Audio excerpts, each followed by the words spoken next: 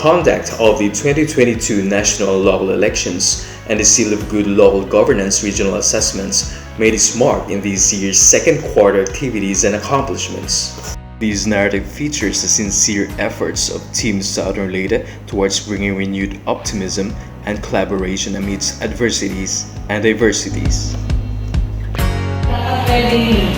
Ganun lang, no? So ganyan, no? And sinasabi ko ni Ma'am, nag-stay up every year. And minimum kung kaya lang naman din. Stay up every year because at the end of the day, all we wanted is to have a developed community. Jump-starting good local governance is more of sustaining and building from the gains of years past. This quarter, the province reaped various national awards for local government units.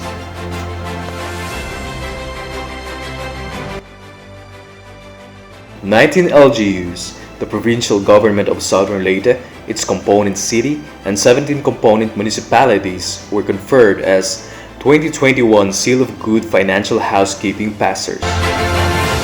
13 barangays were hailed as national passers by the Seal of Good Local Governance for Barangays National Quality Committee in the pilot of implementation of the SGLGB Awards, reaping again the most number of passers for the region.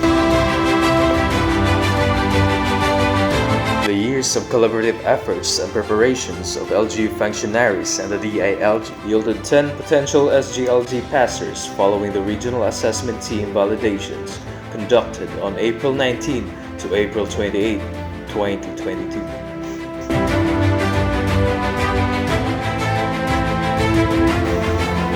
In the recently released results of the 2019 Child-Friendly Local Governance Audit, the Board of the Council for the Welfare of Children declared 13 LGUs of Southern Leyte as national passers.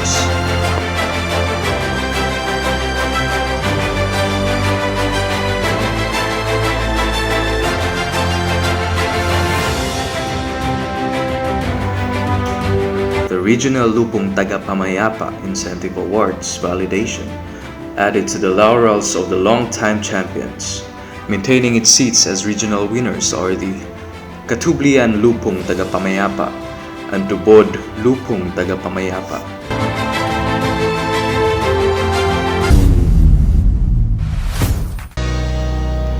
The role of the DILG in the conduct of national and local elections has been crucial in the achievement of orderly and peaceful elections. CMLGOs have actively participated in meaningful preparatory, on the day and post-election activities from joint meetings, advocacy campaigns, inspections, and monitoring to serving as members of the Board of Canvassers. Or are we going to accept the challenge of Ma'am Jinky Pakilapit? Yes!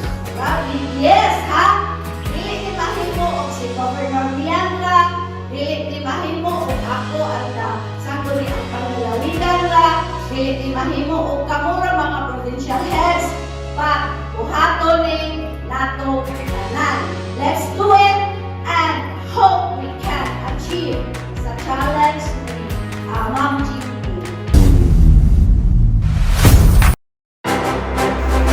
Reaping from the relentless efforts to sustain peace in communities, the DILG, with active engagement of member agencies, civil society organizations, and stakeholders, have propelled local government units to strengthen its local peace and order and anti-drug abuse councils. Based on the National Audit Results course for 2021, Southern Leyte got 19 LGUs with high functional ADACs. Among them, 13 got 100% rating, while 6 got 90 to 97%. The Provincial Assessment Committee submitted 470 BADACs tagged as highly functional. In the recently conducted POC audit for calendar year 2019, 17 out of 19 LGUs got a high functionality status. And on calendar year 2021 audit, 18 out of 19 got the same functionality rating. For the 2022 Barangay Peace and Order Committee Functionality Audit, 491 BPOCs were assessed as highly functional.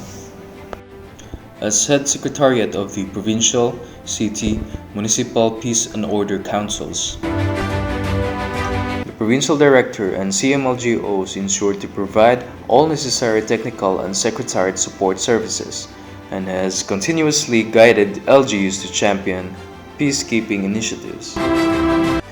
DILG Southern Leyte has been instrumental in the successful conduct of the Retooled Community Support Program, barangay-based institutions strengthening on June 16 to June 17, 2022 in barangays Ulisihan, Pamigsian, Hitawus, and Hilaan Buntok.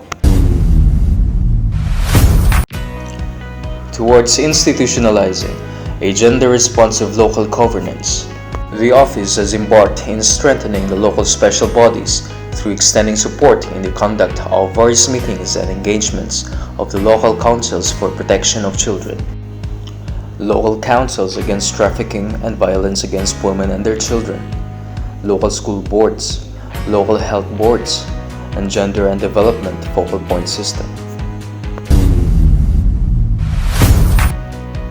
Due to the continued implementation of appropriate measures against COVID-19 pandemic, the province achieved Alert Level 1 status as of April 1, 2022. As part of intensifying efforts on risk and crisis management, disaster preparedness, rescue and response, DILG Southern Leyte assisted in the local climate change action plan stakeholders conducted in Dumas Opos, Hinundayan, and Hinunangan last April 1, April 7, and April 8, 2022. On improving LG competitiveness and ease of doing business, regular monitoring and attendance to various courses and orientations were done.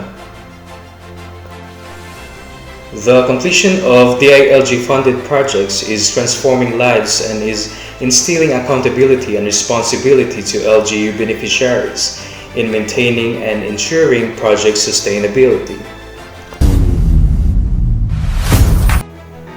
Building on the established collaboration, the Multi-Stakeholders Advisory Council of the Southern Leyte Sub-Regional LGRC convened on May 31, 2022 for its second quarter meeting, deepening partnership agreements towards research-based policies and the implementation of the newly elected officials program.